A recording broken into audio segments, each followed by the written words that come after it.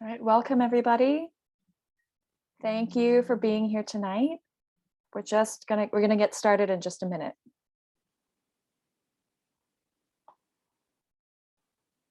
Hi everyone. If you feel like letting us know where you're tuning in from, it would be great. That's one wonderful thing about our virtual events is seeing where our audience is all tuning in from. So feel free to say hi in the chat.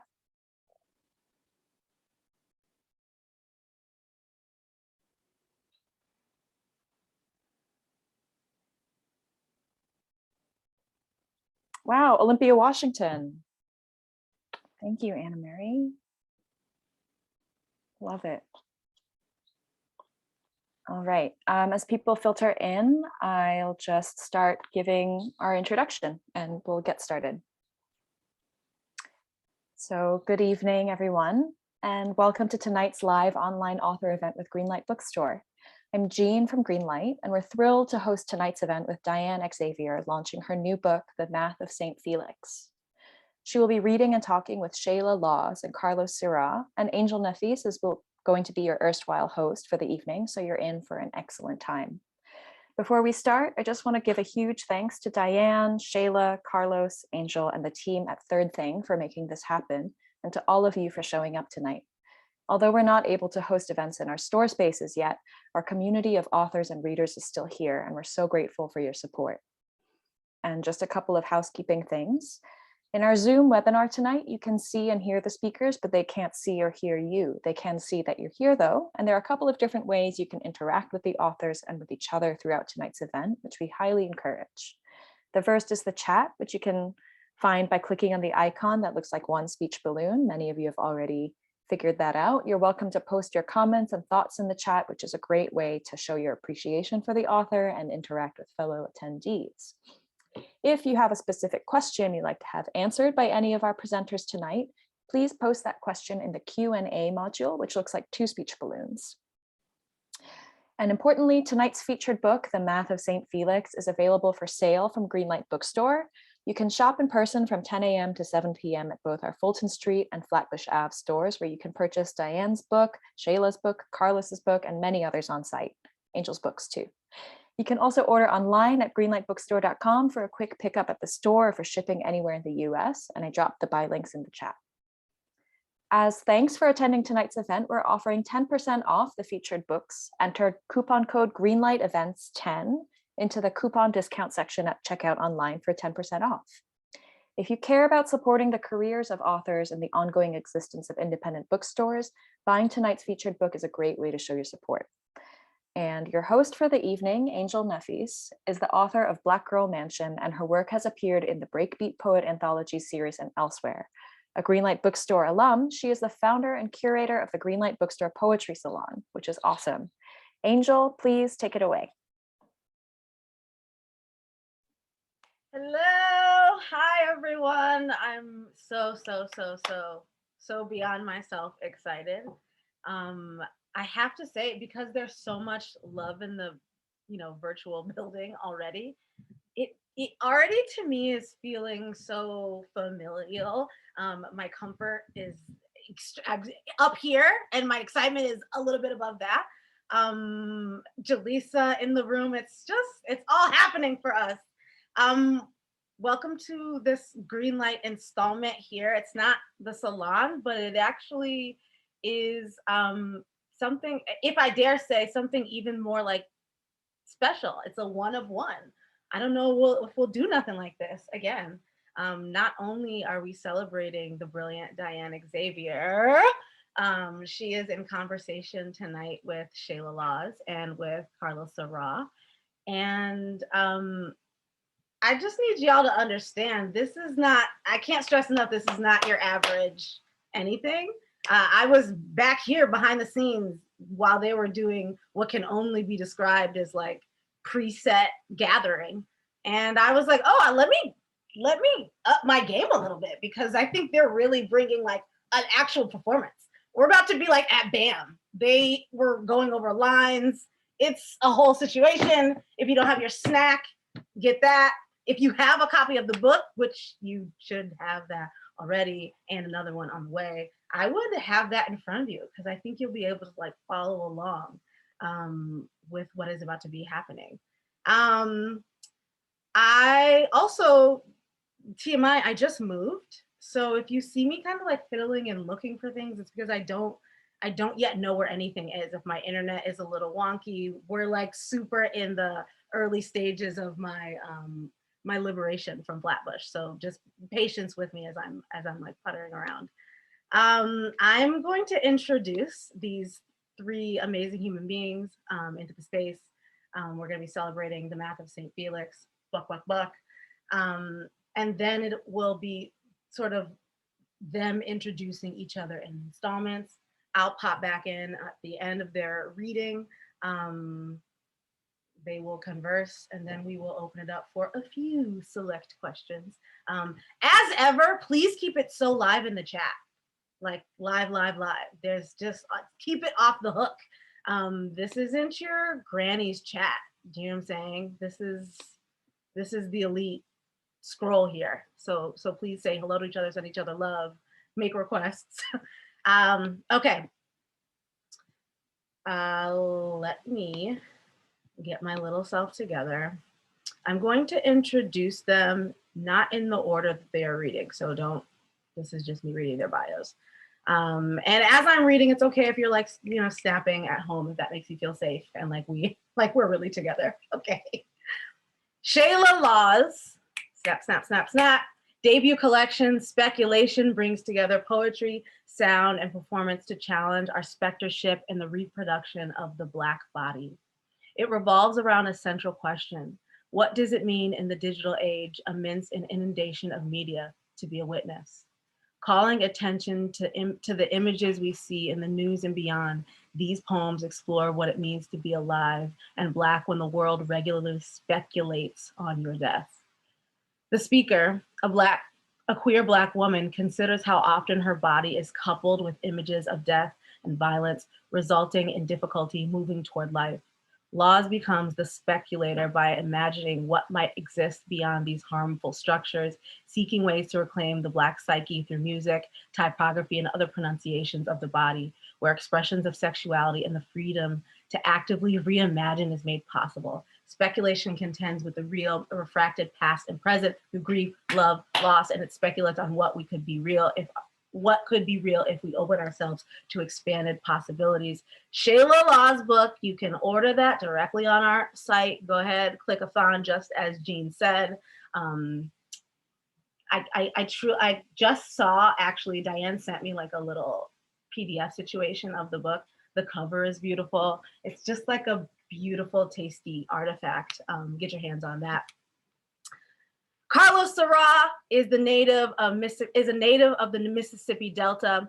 Syrah served in the U.S. Army from 2001 to 2006. He is a writer, performer, and cultural worker. Syrah creates formal structures rooted in Black expressions of possibility that take the shape of concert, lyric prose, procession, and screen and stage plays.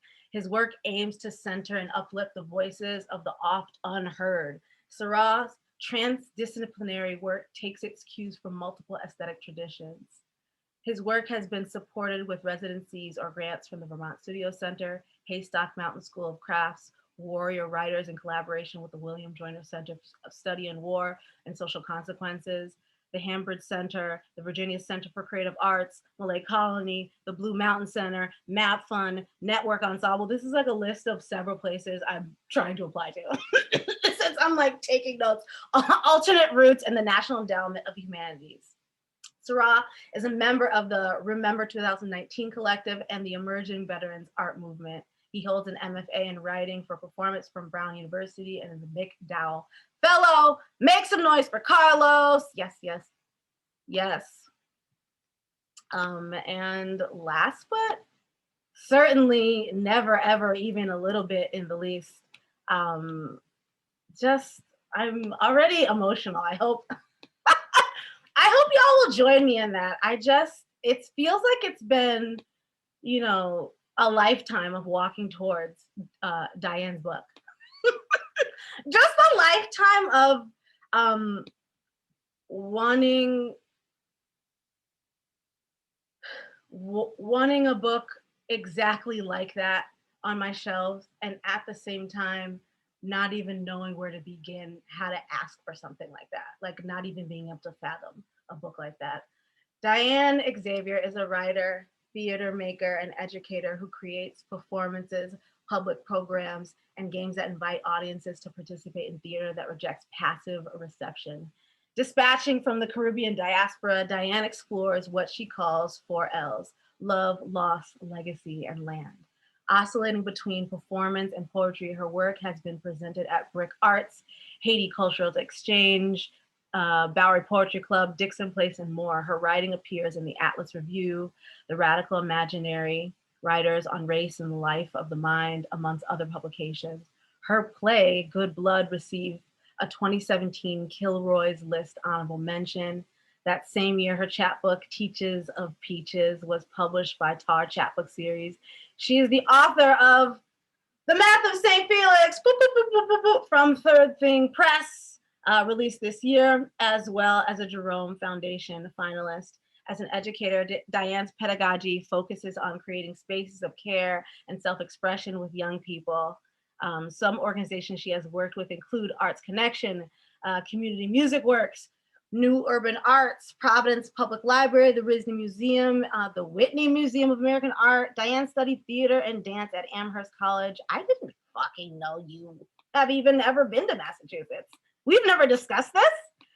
We have to talk. There's too many weird diners that I need to know if you've been to. And holds an MFA in writing for performance from Brown University.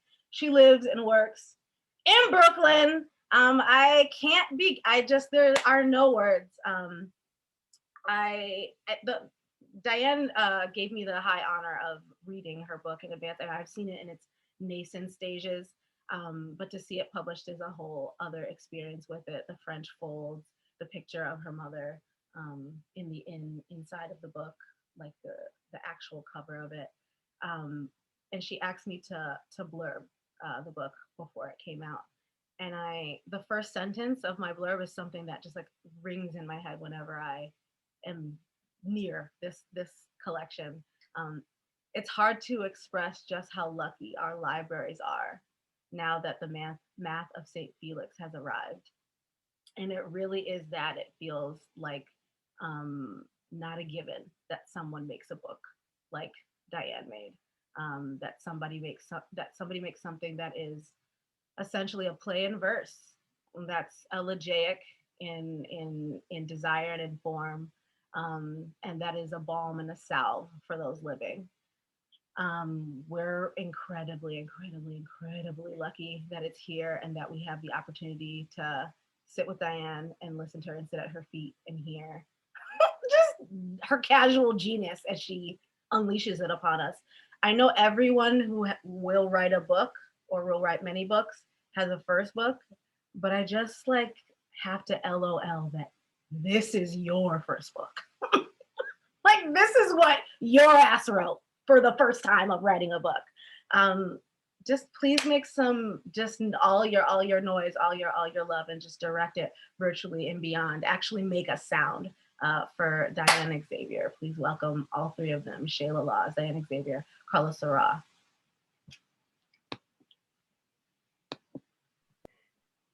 Angel, like the ratio of tears and laughter it's an amount I can't quite. You did it. So rude. I can't believe I saw this book in its infancy, and when I read it, when it was done, I still was like, but how? I saw how, and I still would like to discuss in this event, nigga, how? Also, like, how are we supposed to get through the whole night? Like, this is just the intro. This is actually an intervention for us to figure out why you would do this. All right, we're gonna thank you so much for all of that.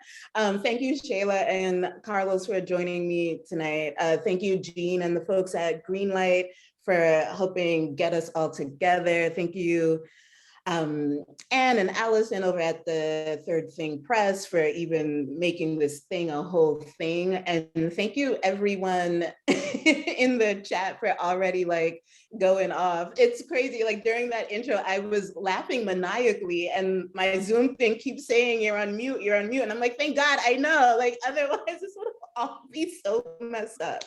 We'll talk about Western Mass later. I didn't realize you didn't know that, but other things. There's not one whiff of you that says I've been to Massachusetts. It sounds like, it feels like you rolled out of the ocean and onto flat. Yeah, according to the book, yes. All right, I'm gonna get us together. You know, the name of this event, because I always have to title things because I'm an annoying playwright, but it's called Gather at the Integer. And, you know, throughout writing the book, thinking about math and mathematical concepts, even though I can't do math, I started to think about the integer as the poem, right? Like as the actual kind of like physicality of the encounter, of trying to calculate all of this grief and all of this love. And so I feel really grateful and really love to be able to sort of gather with you all here at this integer.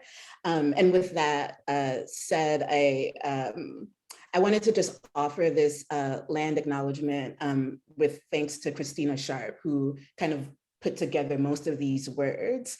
And because I think about land a lot, obviously it's like one of my L's, but thinking about this land that I traverse daily, thinking about Flatbush and what it's been to me, what it's been before, what it's been to history, thinking about the people who have stewarded it over time, whether that is a Native population or the sort of the immigrant population that has kind of made this a place of non-origin, which is kind of the best thing about it these days, I feel.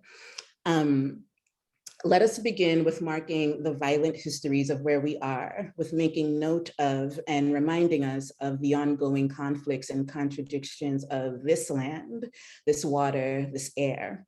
From the unceded land and waters of the Lenape, Munsee, and Canarsie tribes, where I think Angel is maybe still in the vicinity, I am, and where Shayla are, to the unceded lands and waters of the Tongva, where Carlos is. These cities remain home to Indigenous peoples.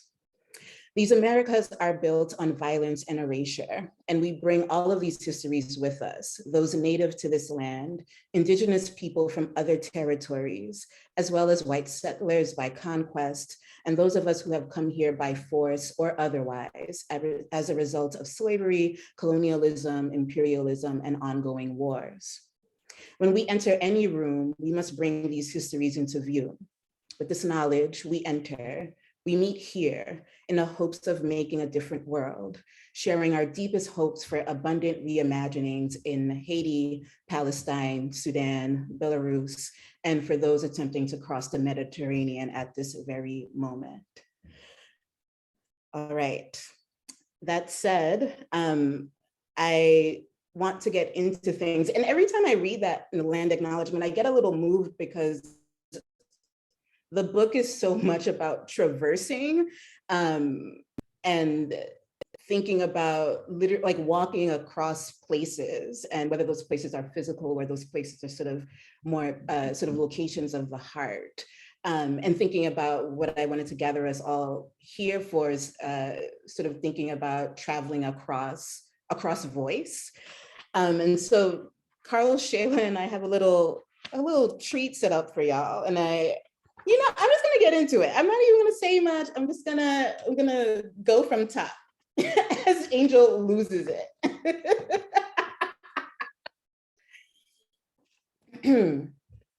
Rehearsal and I am the ledger who carries the stone, and the stone is the book written in violet ink. And a book is a gathering of things complete in themselves. And a book gathers imaginations, and imaginations radiate. And the imaginary is a root of another side of yourself. and imaginaries take shape. Ledger sets the stone and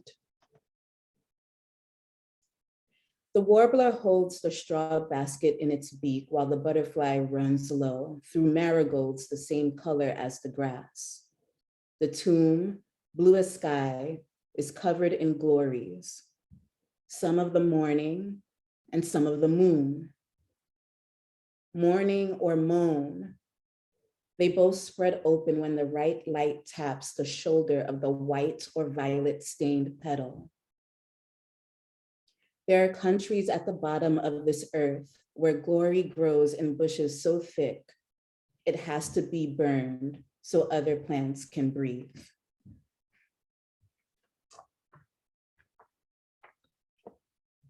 Fingers watch thin gold bracelet come in from the sea under the light of the moon and Uncle.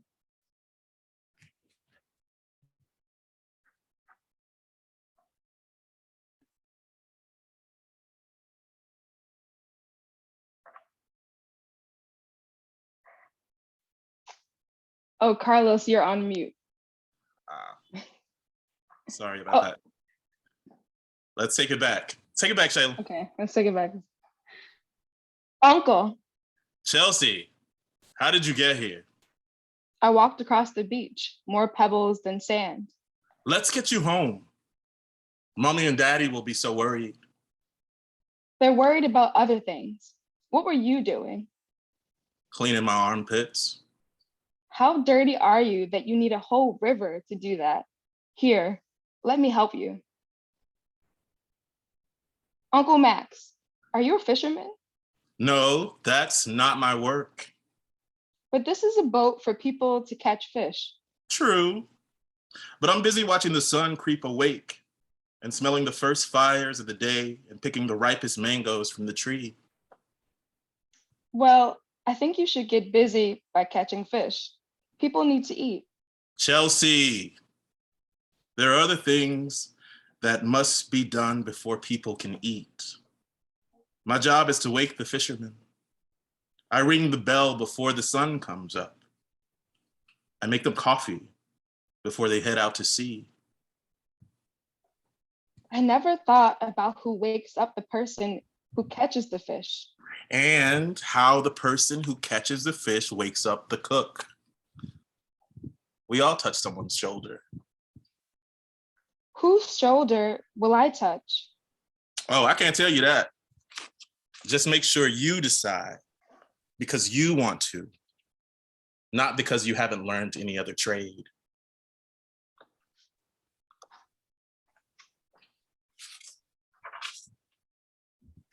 Letters and fingers sit on the porch and Bang, bang, bang. And the machine stops. I look up. I can't find sky, even though the light is on my face. All men are coming from corners, from stairs. But the only one to reach in and grab my stomach, to rip out my body is the old woman. She was the one who had strength to tear me away from my own body. Marvelous. Better than magic because it wasn't a trick. You are such an old woman, Chelsea. Us men remain sons forever. And there is a part of us, small in some, large in others, that will forever hate daughters, sisters, mothers, loves like you for tearing us away from our old bodies, ancient, useless as they are. Though we need technological advancement from new vessels, we never want it to be the season. No, not till we say. We like to be sure, months, years after we seduce fools. God, Frankie, I just keep thinking, look at you. Look at this man I love. You keep shielding my eyes uncovering them to reveal a boy. Now, that is magic, a cruel trick. You are taunting me. I'm gulping my whole ego saying, yes, good job. Patting your head like you were my child. Smiling like I pushed you out of my own twat. No way you could know anything about anything if you've just been delivered. Chelsea, look out at the field. Look at the grass and the sky. At the tall end of the cow stands a bride holding her son. No, at the tail end of the cow stands a bride hosting her priest. You have to know who was trampled under the back hoof. You have to wonder, how sweet is the milk? How hot is the sun? Frankie, the houses stand in shade. No one knows when to wake up because the rooster is confused. The rooster has been standing in the dark, cool enough to forget it's dawn. Empty bowl delivers their own eulogy, and everything became quiet enough to hear my last labored breath. Held time in my wet lungs. Walked across the desert carrying every moment we failed. Collapsed. Dragged our time deep under sand. Stubborn. Stalked around in silence, patient for a moment when you weren't looking. Crawled into that moment's closet to die in peace unseen. Work butchers the fantasy that life can be made without cleaving, and love engineers women with lab coats and hair and eyes, and pleasure gardens fathers who carry shears and place cuttings in vases, and freedom for a Black world where neg lamon wear thin gold bracelets, and care for all mothers who are mama tout, multiplying fish by garments donning saddle-colored pumps, and duty picks up sons holding out their hands, waning satellites in gaseous belts of letters, and knowledge prophesizes sisters who go into rocks and fingers and polyps as tides change, and loneliness is a desert, congruent to femme sitting still in closets. An animal teaches how to leave bowls empty, how to gnaw without teeth. Etched in the ledger are sundials and lunar calendars of people becoming and fading, waxing and waning, turning to and turning away from. Watch how they grow large in the violet sky. Watch when they decrease in illumination. I am the learning ledger. My mother's hands are their own, and each other's and my sister's and mine, decreasing in live illumination, only to grow larger in reflected imaginaries. A play is only an accident of rehearsal, and rehearsal is always a practice. With that said, Carlos.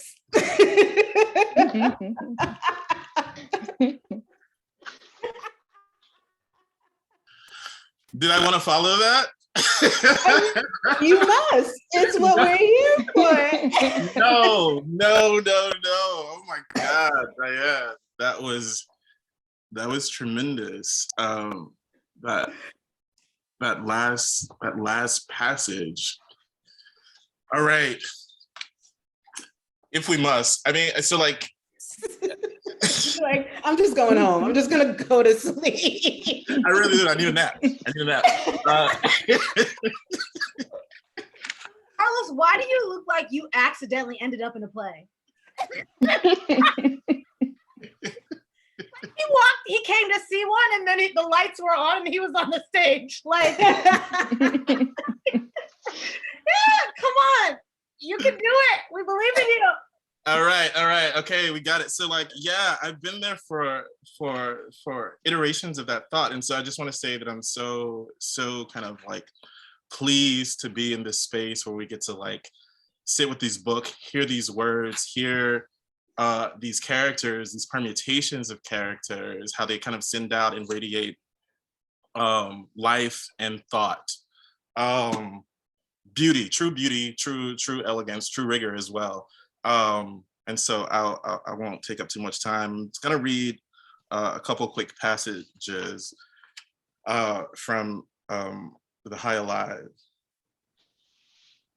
When your leg was still your leg and not a ghost leg, you walked each row, made sure each seed breached. Dancing flames ring the cotton field. I dip and arc while you push the tractor. So we courted over 3 bitter seasons. Then in a copse of dense, cool fern, vexed only by deer, I kneel, a wooden flute. You mount, a knife in clay. You always laugh being insecure, averting my gaze. You peered up through the trees, called to 1,000 times. You never looked back. And now we'll move into this moment where with Diane and Shayla.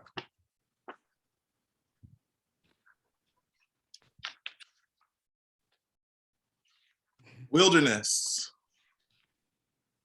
temple. This wilderness.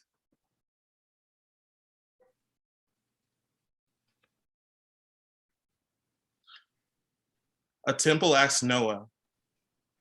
What about the wilderness? It's different here. A temple invites Noah to recount. Go back. 7, 6, 5, 4, 3, 2.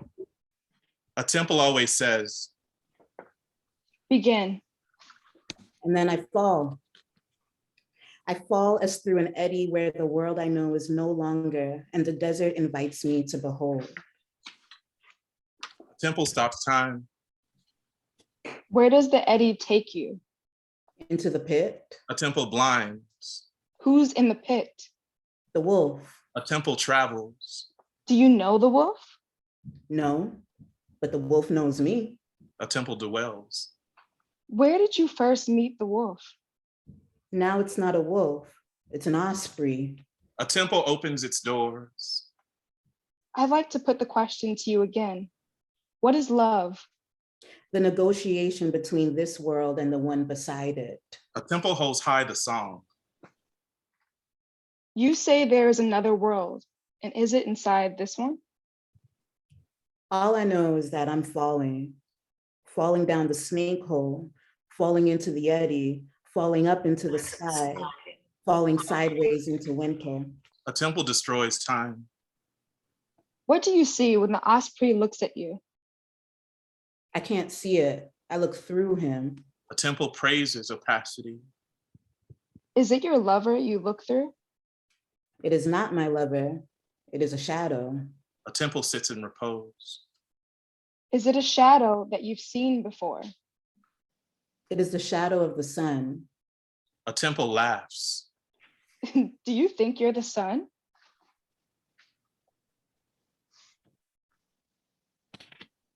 I am a body on earth.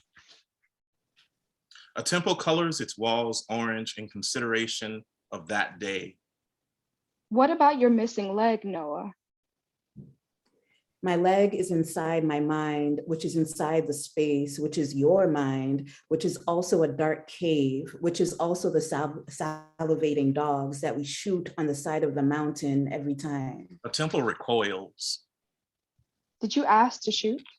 I told you I asked. Looks Noah in the eyes. Why did you ask to shoot, Noah? We had taken care of the animals for so long. Then beckons. Why did you ask, Noah? I dream about killing all the dogs in the world. A temple waves. Why did you ask to shoot? I didn't want to shoot. A temple becomes a doctor. Good. And now? This terror, no sleep. A temple would prescribe. We can fix sleep. Paxil. I retch. A temple would be medicine. Well, Butrin? I sleepwalk. A temple sees the whole. What about Xanax? I eat it all, to take the place of the loneliness, to fill the space of the loneliness. A temple desires knowledge. Does it fill the space? I can no longer see the spaces clearly. A temple holds encounter. So can you move in the space of loneliness? I wade through it. It's like thick, hot cream. A temple remembers the refrain. Do you still have your leg? Sometimes I'm a whole being. A temple makes possible the chorus. Can you see Micah in the space which you call loneliness? Micah says I have a take monster. A temple laughs at time. Did you say monster? Micah says I steal time, that I steal his heart, that our hearts are clocks that can be stolen. A temple mocks. And what do you believe? My take monster takes from me. A temple fishes in the desert. What does your take monster take from you? It takes heaviness and gives me back hollow. A temple presses against the body. And what about your blade, Noah? It's sharp. It feels good on my skin. It cuts like a good blade should. A temple shadows the soul. Is that all? When I press it to my skin, even a little, it bleeds. A temple extols sacrifice. And what about the blood? Sometimes I want to see the blood grow into a big pool around my head. A temple fashions discourse. And does the blade produce pain? Not a real pain, a shadow pain. Ache is a better word. A temple carries the body. Can you describe the ache? Ache like a trumpet, like the sound of a trumpet with blankets over it. There is another world, and I am inside of it. A temple thirsts for adoration. Why did you start shaving your whole body? To get clean. A temple keens the air. When you fantasize, do you think it'll happen with your blade? Rather a word which is a blade. Hones the blade. Do you want to cut, Micah? I don't want to cut Micah. Reappoints the spirit. Do you remember the words? Carry me into the sun. A temple recalls Noah's gods. Last time you said, Oh, yes. carry me behind the sun. Thank you all for being with Noah and Temple in that moment. And now I am going to give the floor over to Shayla Lawz. I was Thank going to you, relax, but I Carlos. got to get back to work. I was like, oh snap, I was on the audience, I forgot. I'm still on the clock. First of all, I want to say thank you so much, Diane, for having us be a part of this special moment, this extraordinary moment.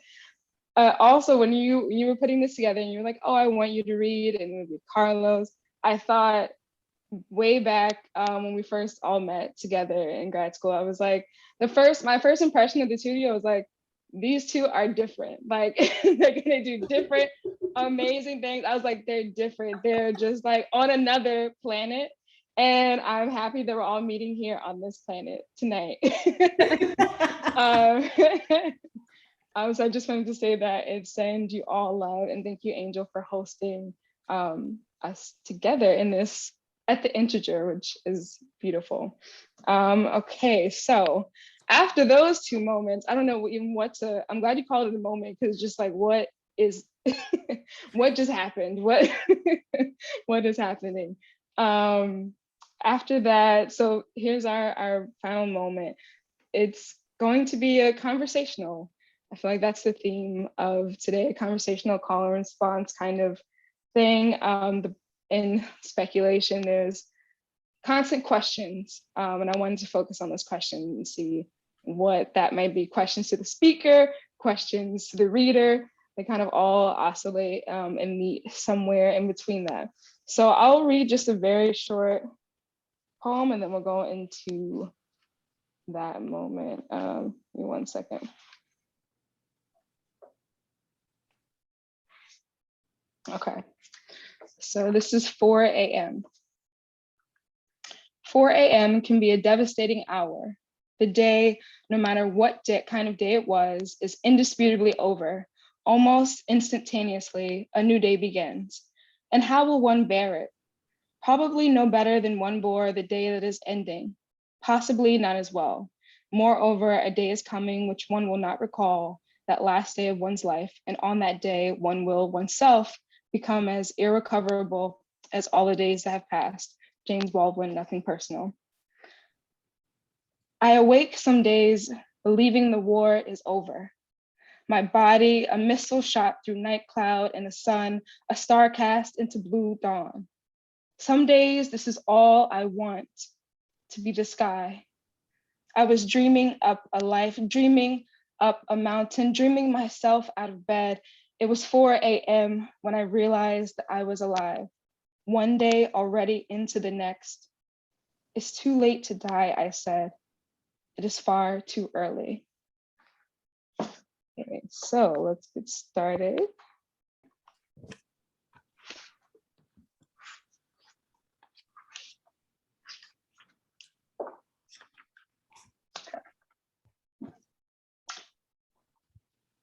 Body static sound on body, on mirror, on body, static sound on mirror calling.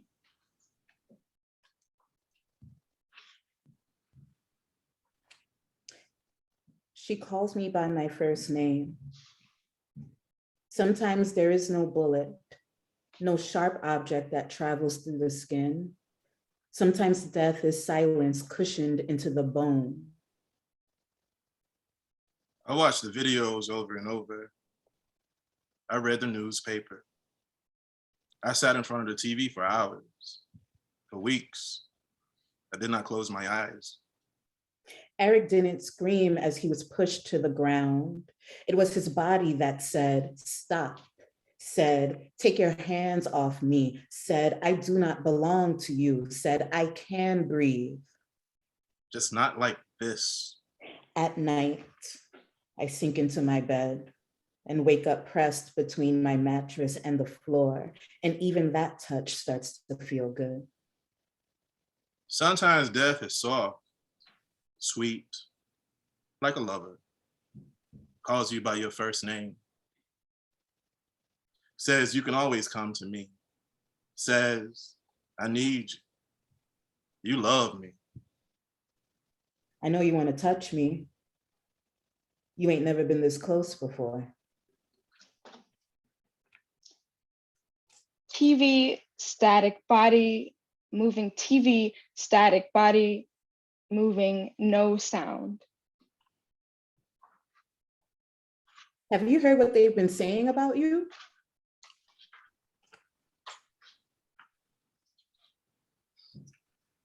Nah, I did not hear. Where were you when you heard the news? I was right here, and then I wasn't. I right here, and then I wasn't right here. I was right, wasn't I?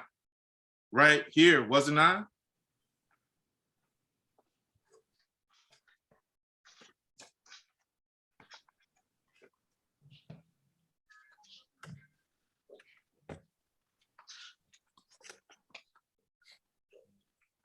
Have you heard about what they've been saying about you?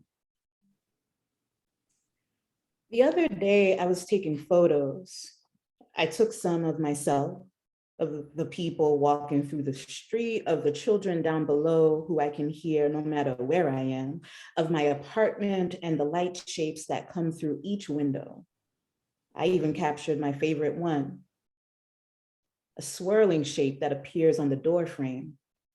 Beautiful, yet always quick to remove itself. But when I went into my phone, something strange happened. All of the images looked beautiful, the children in the street, all of the light and its bodies, and even you. You were there too. Everything was there. But when I got to the end of the photos, there was nothing else. None of the images of me had appeared. And where had they gone? I did not know. Where had I gone? I did not know. Well, did you see? I suppose the mirror is a kind of muse.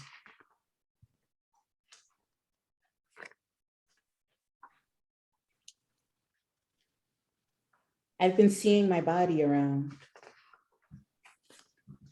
In the stairwell, in the house, and even at times in the mirror, in the news, in the street, on the television screen, in the behind the, and always face to face with the barrel of a, for seconds, and then for a time, in the bed, and all at once in the mattress. As the boy, as the girl, and even at times as the mother, as the son, at times as the dirt in the soil, on the front of the, but always remember, face to face with the light of the, for seconds, and then for a time as the body, and all at once out. I saw her yesterday and she looked nothing like herself, said the image. Light tuning body, light tuning body, music, light tuning music, stars calling, stars calling.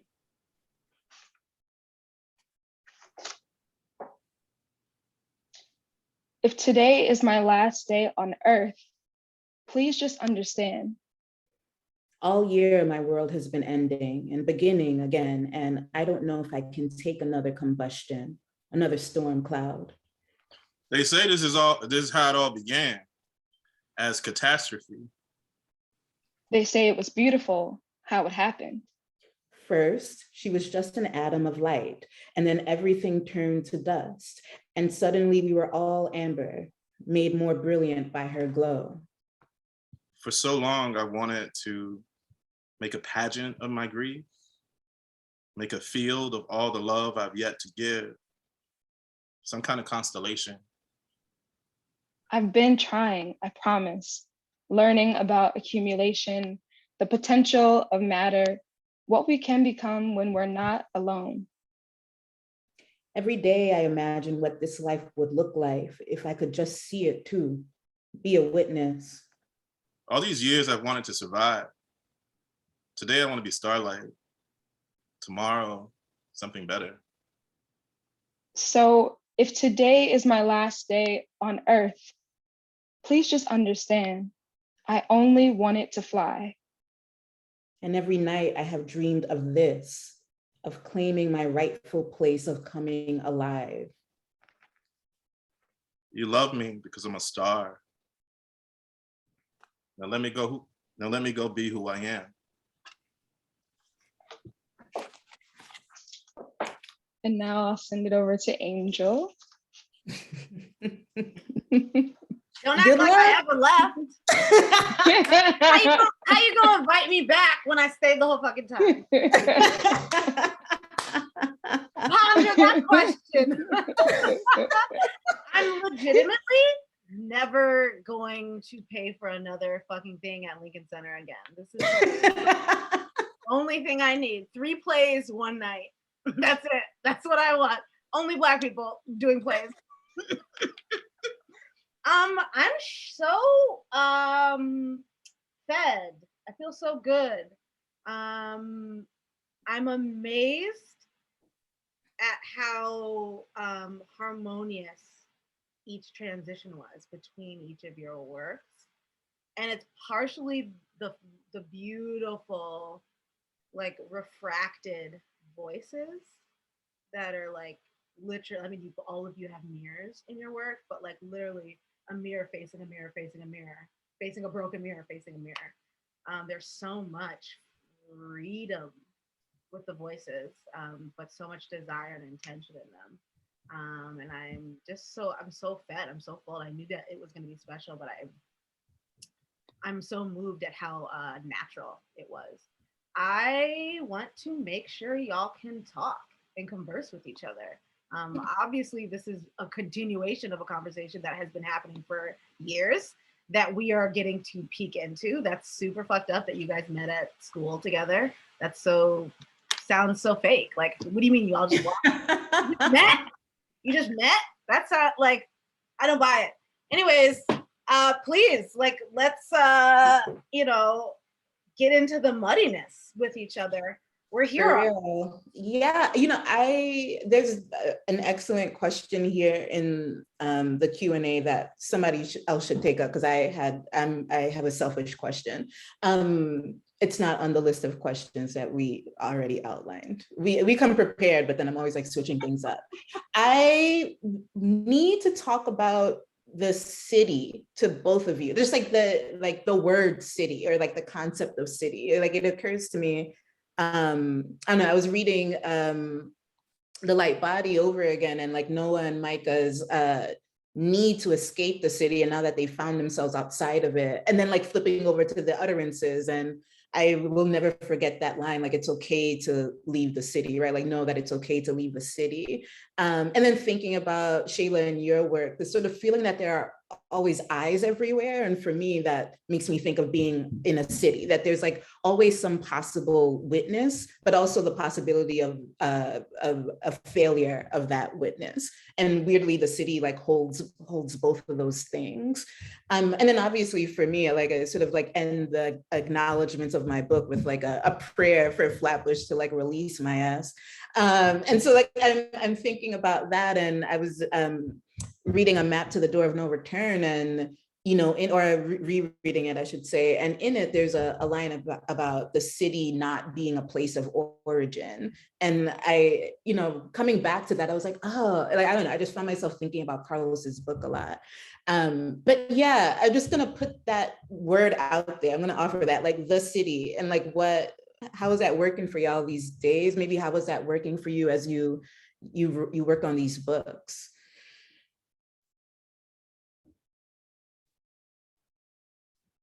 Yeah, I can jump in a little bit and try to think with that. So the book that I wrote, it's kind of two texts that face each other. So there's the light body on the one hand, which takes place in the country, and this other one, the utterances, takes place in a city that's under siege. And for the first one, for Light Body, I was thinking about the exigencies that the city places on one, and I think that runs through both of them. So the amounts of things that it asks that are every day, and so like that's the first kind of register that the city kind of works on. And so it's like a kind of plot thing, like, fucking, they just like reprieve, we run to the country. But like, the country couldn't solve their problems, because their problems were deeper than like the countryside. I want to differentiate between the country and the countryside, because I think the country is a whole different other thing. But so they went to the countryside, they went to the rural, right? And yeah, they in lots of ways, this couple, Noah and Micah, weren't equipped to like deal with like the enormity of like what I began to use the city as, which was like this kind of larger context of like country, nation, and like beyond that, empire. And so if that shit gets into your bones, and then if you work for it in certain ways, in whatever institution, and so like Noah was in the military, which is an obvious institution for like, what empire does, then it gets into you. It moves from, and so even if you leave like the kind of largest manifestation of it, and you go to the kind of quotidian section of it, it's inside of you now. And so you've brought that kind of, you brought that level of nation inside of you. And that's the thing that they were trying to wrestle with each other. And it, you know, they didn't make it through that. And so I was using city on like lots of those and lots of those levels. So it wasn't like this kind of like, you know, of course we all have these gripes about the city, but I mean, it's a deeper question around like what nation or what empire asks of us all the times in these very small ways that accumulate into a kind of consumption, or we're invited to consume ourselves and each other in various ways. And so that's the thing. And so that's why there's a recurrence of like a certain kind of feast or a certain kind of consumption that happens across both texts.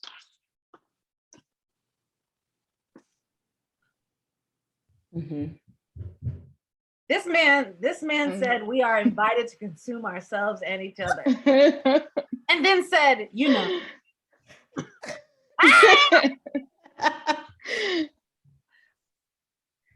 It's nasty business. It is nasty business. It's it's the consumption and like, right? Like the need to consume and the fear of being consumed is what we are oscillating every day. I have a question. And this is maybe both to you, but maybe now I'm like, is this just a God? But like for each of you, I'm like, there's something living in your work. And obviously I've sat with Diane's work way more extensively, but just to a sense when there is work that is multi-voiced, when there is a work that is choired, it's very hard for me to take on more than one voice per poem. It's like if I'm submerged, it's like I'm getting the bends with just that voice. when I'm listening to your work, there is a sense of not planning, but there's like a synchronizing or something that is and it's something slightly more anticipatory than I think I'm used to the line being in poetry, right? It's usually almost, there's something improvisational. There's something that you can't plan for. So even in Diane's book, the constant refrain of rehearsal and practice. Mm-hmm. To what extent, or how are you managing writing and having that intersection of I have a vision and there's an arc and there's a story, there's something that's being embodying, but there's also something unplanned, that there's the revelation I can't plan for. How are you doing that? How are you staying prepared and then like also like releasing control? You go now. Shayla, I would love for you to take that first. Okay, sure, yeah. Yeah, what a question. I think also so my answer is a little tied to the city too. So I was thinking some things about that as well. For me, and it's funny because Carlos and Diane, you spent time in Providence. For me, it came out of a need, right? So to answer like Angel's question, first, this kind of the revelatory nature of it became the kind of healing thing that would happen. Like, oh, the text is speaking back to me and there's a conversation happening. But in crafting that in the beginning, it became a need. I was thinking of Providence. I was living there and thinking about silence and how silence and thinking of the city and the kind of anonymity that comes along with it being so many people, or seeing faces that you don't know, or just you think of people kind of not spending time in one certain location. So I was moving from this location to the next for different reasons, for different things. So for me, I was preoccupied with this silence and the kind of danger that can come of silence and kinds of silence. So I was thinking back to Jersey City, where I'm from, and I was like, I miss the music. I was like, do no cars drive by playing music? Like, is that not? And I remember I heard one car do that, and it was playing Akon Locked Up. And I'm like, is this like what this is gonna be? And I swear I never heard another car playing music. And I was like, that's so interesting.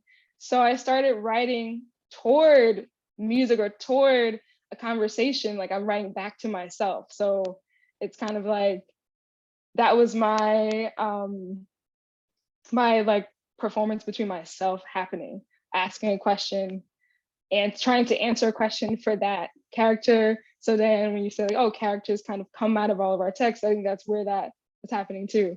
But it started from a need, and then I noticed the revelatory nature of the text kind of talking to you. Like you have to answer in some way that's never a full answer, but that answer to that character, to that speaker, becomes something for you as well. It says something to you as well. So that's how that kind of became a thing for me in this book. It's so, like, I'm gonna say funny, and by funny I mean like fascinating and like heartbreaking, like sort of hearing you talk about writing toward music. I really feel that in your book. I mean, like even the sort of time it takes to pause, to go to the link and listen. If y'all don't have Shayla's book, you got to pick it up because it's like a multi-sensory experience. And there are these moments where you're sort of like asked or invited to go to a link and listen to a song or watch a video. And, you know, for me, I couldn't listen to music after my mom passed. Like, it was just like a thing I quite literally could no longer physically do. Like, a year straight, like not one song I could listen to. And so like when I sort of think about how the voices come together in my book, it's for me, it's actually sort of lacking a musicality, that there's like a sort of like a thing that is like beyond music that is happening there. And it's the voices turn into something else. And it's something like, I don't know, I think about Noah and Micah a lot, because like my ability to listen to music feels like a sort of phantom limb going on. Like it's not the same anymore. And I think like sort of hearing, like words have become such a different thing for me. And so like, I think there's a real like kind of like, a heavy-handedness on like the multiplicity of voice, like really through the visual word. And so a lot of that composition of multiple voices, it's not even quite something that I hear, I see it first. And so it's always fascinating when I try to read it out loud, because like I really don't know what's gonna happen because I haven't tested it out. And like even when we were working on the book, Anne was like, I mean, you know, you have to like read this stuff out loud. And I was like, maybe later. But I think it goes to that sort of like giving up control, right? Because there's also something I'm trying to work on with myself. And if I know that I do not have this relationship to music, maybe in the way that I used to anymore, maybe in a way that I never was able to, that something else might happen instead. So for me, it's like really a bit of a prayer to be like, let me stand all of these voices up and somebody else will just make it sound like something, because I too full of grief and I literally can't. Like I can't do it. Yeah. That's so interesting for your text, because was somebody else about to go? No. I was just. Yeah, it's so interesting for your text because, like, yeah, you know, I don't always. I mean, even though you're like a mixtape queen, and like, like Diane, she's a mixtape. Like, she can make a mixtape, and like, let's mix this. You know, when it comes to your writing, I've always thought about it as more moving from the visual, as you kind of just pronounced, but even like more than that, but like not just the visual as portrait, but the visual like as painting. And so, you know, there's so much, there's an enormity of like texture that like moves through this book, like the from like the Revlon red to the center, like the Revlon red sticks with me like more than anything else, probably. All of that texture, all of that. And so, you know, I think as you move through these, I think of them some ways as like these studies. And so like in the same way that like, you know, I don't know, some like, you know, painters in his like salon, and like he's like doing the thing. Like, but then like you're like doing these studies and like you're trying these different paints to like figure out these things. And that was my way of like actually moving through some of your math. This is like, okay, we're gonna move through this algebra, right? Like let's try this. Let's try these textures, this grade of paint. Is it oil based? And then you shifted from there. And so, you know, the math became like, I don't know, it became something really different, I think, in your hands with this. Yeah, does that any of that like make sense to you? That makes a lot of sense. I mean, it's actually connected to the one of the questions in the Q&A that I wanted us to take a look at. And asks, I have such a sense of the close listening required to write these books. I wonder what you all think about the idea of writing as a process of creative observation or creative witnessing. And I think for me, it is that, it's painting, and it's painting as witness. And, you know, I feel as a kid, like I was a very quiet child. I was always like looking at the adults around me sort of do life. And I think that's what it means to grow up in a Caribbean family sometimes that's over here. Like you just like, you don't speak unless you're spoken to. Like, so your job is to sit in the corner at the party and like watch all of these people cut up. And the whole time you're just watching, right? And you know, like sort of like thinking about the event that kind of even like is the crux of this book, I really just lost language in 2018. Like I was so tired, like I was so exhausted by the work it took to care for my mom and during her illness that like I just were no words left. And all I was doing was just, again, watching these things happen. And so for me, I have like a very sort of like a kind of obsession with witness of like, somebody has to do this thing. Like there are too many things like sliding by for me to not do this thing. And so it does become paintings. And there's also a thing of like trying to catch all these paintings or all these photos before people disappear again, or even if I'm like sort of in love with the person or the thing in the moment, like in this like embrace to not want them to go away, I'm also trying to witness as I live. And that's a tricky thing to be like, okay, I'm in this moment, but I'm also like painting the picture of the moment, but I'm also taking the photo so that I could do the other painting later. Like you're trying to do all of this stuff. And that seems to me a kind of math of survival. Like how do you sort of remind yourself or others that you were here? This is, what you're saying is very extraordinary, I have to say. Because I had so many moments as just a, like, I don't, Carlos or Shayla, if y'all experience this when you're reading someone's work and you already have their voice in your head, and you know, because you either know them or you are a fan. So their voices in your head, and you're wondering how they're doing it, as well as experiencing the art itself. And there's something that you're talking about witnessing, Diane, that's making me think about sitting with your work and feeling like some of the details. I was like, damn, how did she have the wherewithal to hold that detail enough to even remember it later? Like, I'm talking numbers or specific things about a chart, or like, I'm not talking about imagistic things, right? Because there are things that we see that they enter through us in a sensorial way, and we remember them because they imprint on us. The sheer amount of facts or the actual information that was like conveyed in the text, I was like, oh shit, this is witness. And this isn't even necessarily, there were moments where it wasn't even an emotive witness. It was like a third person witness and then the daughter witness side by side of that, right? So there's like I don't want to say like a purity, but there's a stream of one particular narration where it really does just feel like it is witnessing without prioritizing what kind of details it's witnessing. It's just taking it in. Yeah, you know, I'm just gonna cut in real quick to respond to that. I know I come off as a pretty like chill person, but there is like a very serious job I'm at with this with this thing that I'm doing, and because I cannot communicate like that completely irreparable loss, that loss that was within several losses, right? And like that feeling like it's sort of a climate or an atmosphere of total loss and grief. Being a Black woman on this planet, I can't not do it. Like it's like very serious work, and I take it quite seriously. And so there's like there's like a clarity in the terms, like there's a clarity, like in like the things that I have to add up. There's a clarity in the marbles, because I can't be, you know, bullshitting around, not getting it right.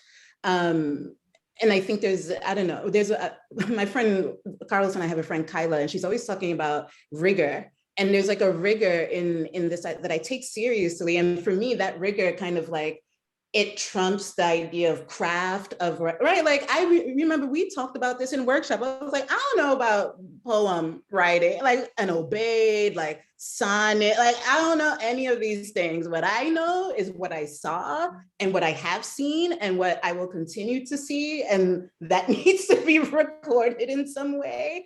And that was enough to like make the thing a thing for me. And I see Anne mentioning here, by the way, Anne is a doctor. Anna's the doctorate of this book, by the way. Just has been saying the most cogent shit throughout the entire night. I'm like, what the fuck is happening? But mentioning the ledger, that's absolutely it. And in some ways, this makes me think that this like motif that you have in the book of the ledger, it's not just a place then where the details can be accounted and they can be sort of archived as they happened, right? They happened and it can't be, this is the way it went. But it's also, as you're talking, I'm seeing it as like the ledger as download space, so that it can be like taken off of the body and, yeah, you know what I'm saying? Like as external storage, so that one might like have a chai tea and not feel like dying all the time. You know what I mean? Let me put it over there. It still exists. I'm still doing my due diligence to market it, but then the life must be lived, right? Yeah, the life must be lived. I mean, that's why you have to do the math. Like, I don't know. I remember when we were in grad school and Carlos, was sort of, we had written these things to each other in regards to our work. And he said something about the math being incalculable, right? And incalculable laws. And yet the math has to be done. It's this thing where like you will never get to the end of the formula, but you have to do it because there are lives to be lived, like there are lives to be met with, and there really is like no other choice. Exactly. I'm just like looking at that. I'm upset. And this reminds me of what you and fucking Desiree were talking about at the last event. I wound up destroyed it. You guys were talking about grief, and you were talking about this, it's so interesting, the role or the duty, not just of daughter, but of writer or author, rather, auteur, whatever the fuck you want to say. And the idea that doing this work, this witnessing work, this world making work, whatever it is, you said it frees you, but it doesn't free you from grief. It frees you to be able to tend to grief.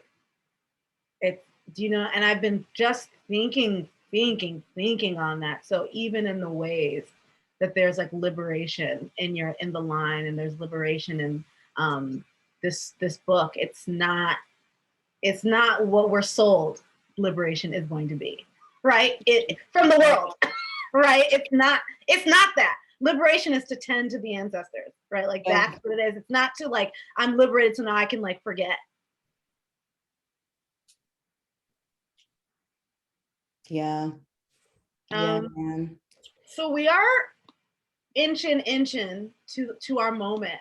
I do see a question here about each of you having such distinctive voices from David. How much does your audience factor into how you approach your work? And I find that this question from David, it is useful to think about in so many ways, but particularly because your work is multi-voice, because these books in some ways function as, if not plays, in submersive experiences, right? Like whether it's installation or right referential, pointing you to other rooms to go to.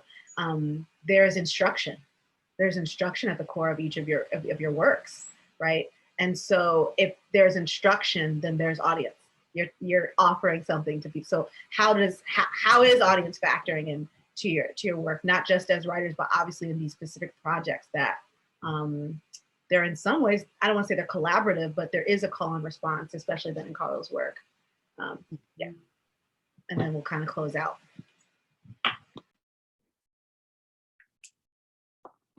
I can jump in for a second. Thinking of that, actually, I was thinking so much about Diane's book and Carlos's book, and how there's always kind of room for the other or the audience or space in the work, and how that conversation happens. And in terms of the audience being there, I forget what it exactly was that you said a few moments ago, Angel, but I'm thinking of I thought about what it means for the work to live in the reader's body. Like I thought about, okay, how am I experiencing this? What does this feel like? And performing it helped me write, and also figure out what didn't feel good in my body and what might not feel good in the reader's body. And so I think that was a concern or a thought for me as I was going through. It's like, how will this feel? How will these words feel? How will these sounds feel in their bodies?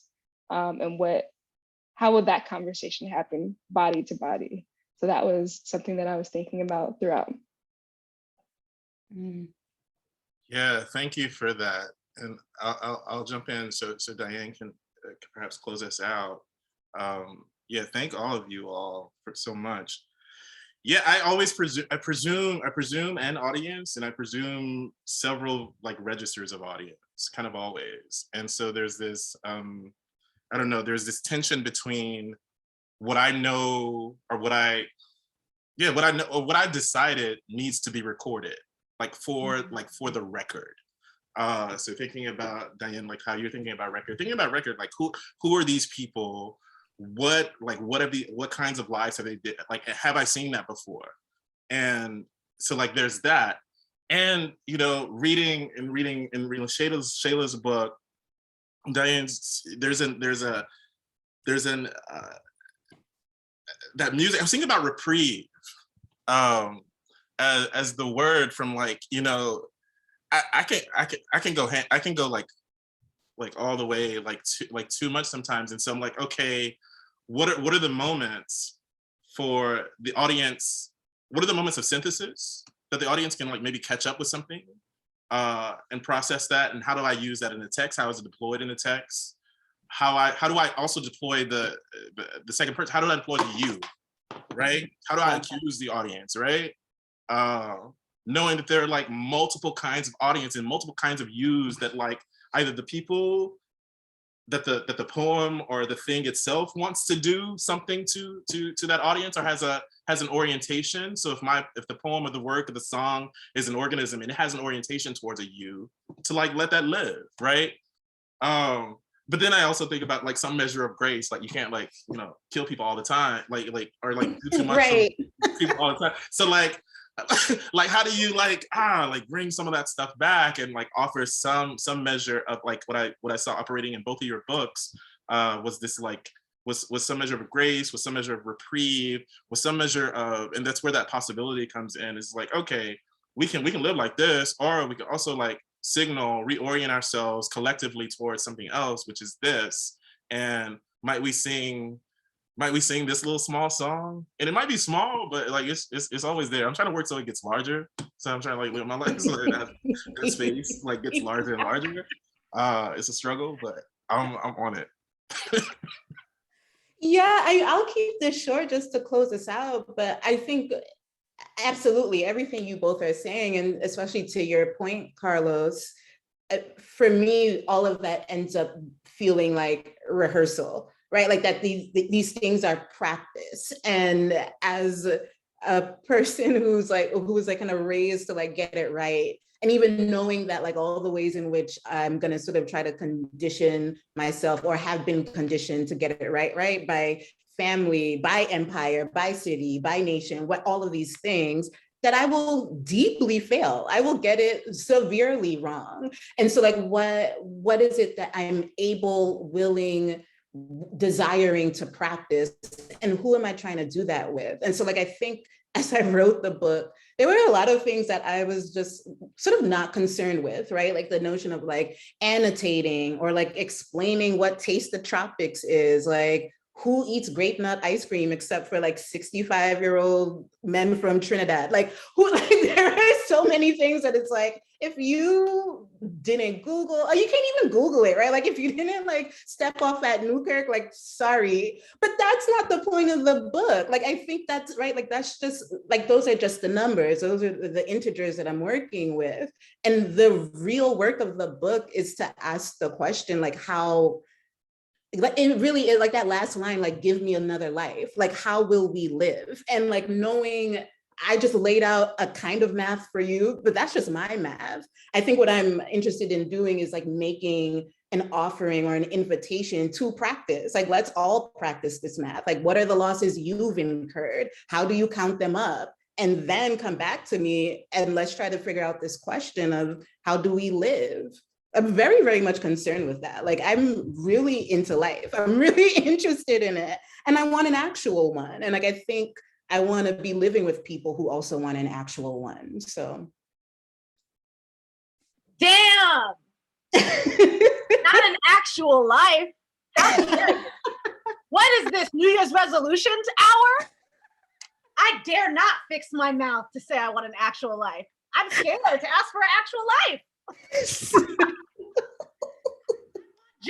I want just a flaky beef patty. That's all I can ask for. I can't ask for much more than that. I get too scared. Diane, you're showing new praxis for us all. Carlos, Shayla, thank you guys so much for bringing your spirits into the space and for reading so beautifully and for collaborating in real time in front of us. Diane, how dare you? We love you. Thank you. Thank you all. Everyone buy their books. What else is there to say? Si se puede. Jean, take it away. Wow. How can I? What a sadness to close this out, but thank you all so much for that incredible conversation. Thank you all for being here tonight. Everyone who stuck around till the end. Thank you all for joining us. Don't forget to buy your copy of The Math of Saint Felix and Shayla's book and Carlos's book and Angel's book in store or online at greenlightbookstore.com. Thank you all so much once again and have a great evening. Good night.